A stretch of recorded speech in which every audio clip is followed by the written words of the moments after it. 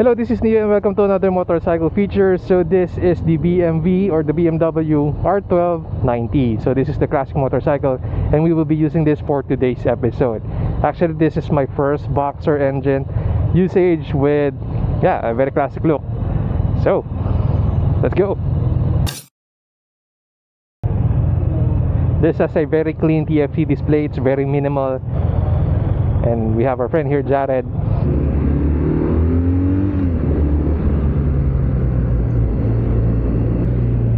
Alright, so while running, this has a very torquey engine. The staff from BMW or BMW noted that it has two warning colors if you are overheating, since this is air-cooled only. If the warning light is in orange, that's fine, and if it has a red warning, you should be stopping.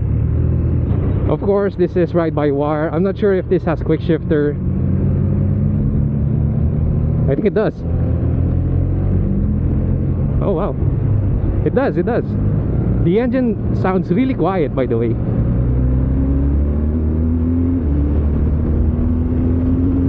Wow. This bike pulls.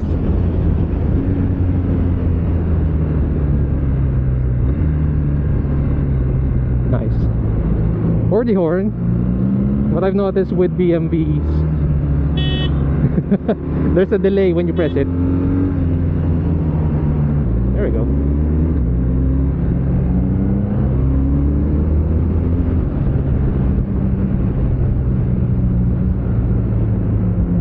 Suspension, not bad, but I think it can be better if it's tuned properly. But what I've noticed is the torque of this thing. This is a torque monster. So we're testing right now the capabilities, because one thing about Boxer engine is, it's poking out of the body. So let's see. But so far so good. And then let's try to find neutral for this thing. Oh, that was quick. That was easy. Alright, now I was able to figure out the display, the TFT display. That's kind of neat. I like it. It's just minimal, it's just small. And you can notice here that it redlines starting at 9,000 RPM. No fuel indicator.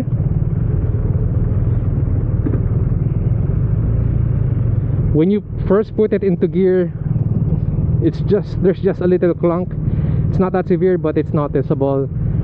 Leaning, there's a bit of anxiety on my end, because I've known that the Boxer engines are kind of low, but it's not that low in a point that I'm going to scrape the piston heads. Applicability wise, this bike can provide, because it has a low center of gravity, and then for braking you have lots as well. Even for the rear, I'm kind of surprised how good the bite is. There's a lot of spirit in riding this bike. Once you get to hear the engine roar, it sounds good. Also, I don't recommend it using quick shifter if you're coming from first gear to second gear, because it's going to be twitchy.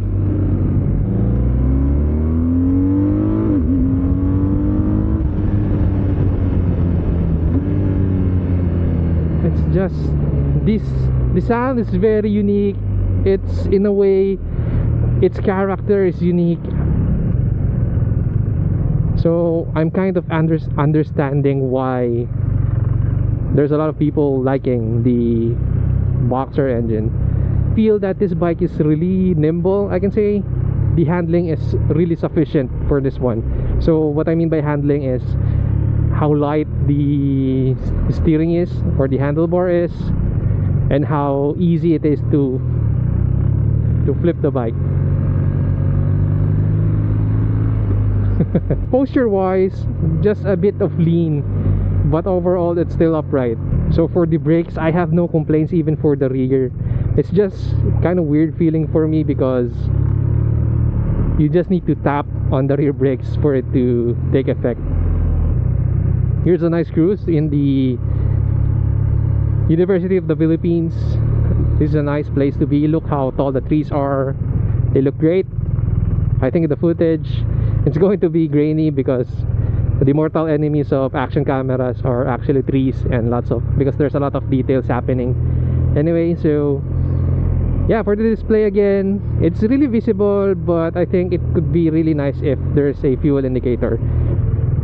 So for the engine temperature, I feel a bit of heat on my toes. So sure, I'm riding a sure, I'm using a riding boots, but I feel that there's some sort of heat coming from the engine. So I thought it was just the sun, but when I actually look at it, my feet is in the shade.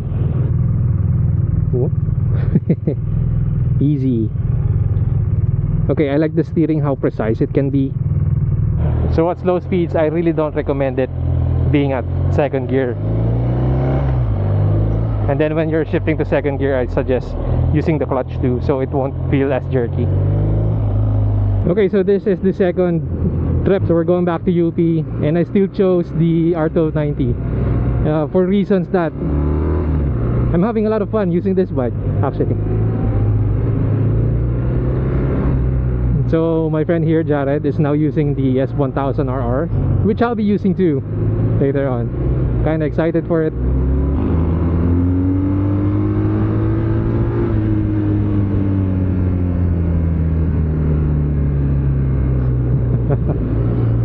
Acceleration wise, this is a torque monster.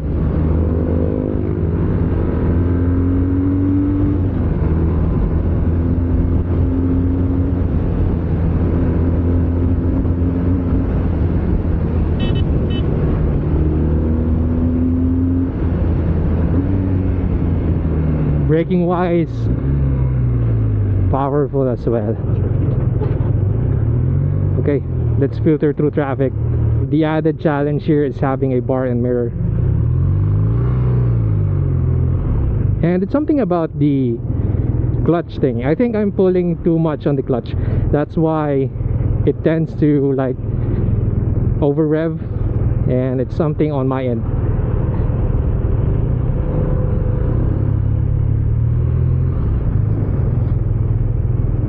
Now for turning, let's see. Nope. But weight wise, it's possible. Yeah, the turning radius is good. You can see here that it was quite a tight spot, but still managed. I just had to maneuver a bit. For my height, that is 5'6", below 30-inch inseam. Actually, yeah, the bike doesn't feel that heavy to me. But for me, it's a lot easier to maneuver. Bye guys.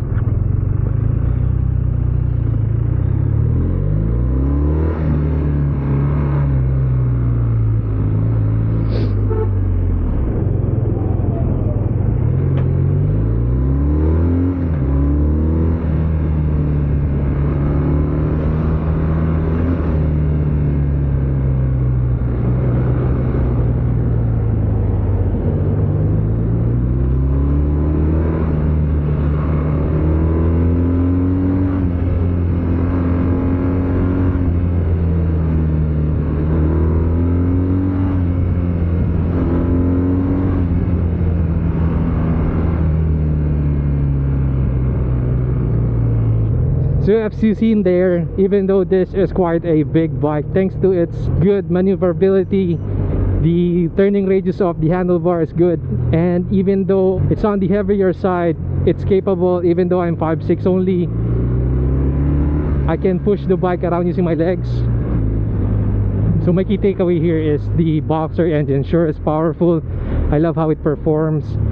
They said that in case you're getting the R12 or the R90, we have issues before of overheating, but once you get the fan upgrade, sure, it doesn't come as OEM when you get it out of the dealership, but once you apply or install a fan for this, it's going to solve all of those problems. So I think, yeah, sure, if I'm going to get one of this, my first upgrade would be adding a fan, because why not, for good measure of having more confidence riding an air-cooled engine. So the longer I sit on this motorcycle, the more I enjoy it. Because earlier I had a choice to choose a different motorcycle, but I don't know, I want to go back here. I want to ride this again. Slow speed, first gear.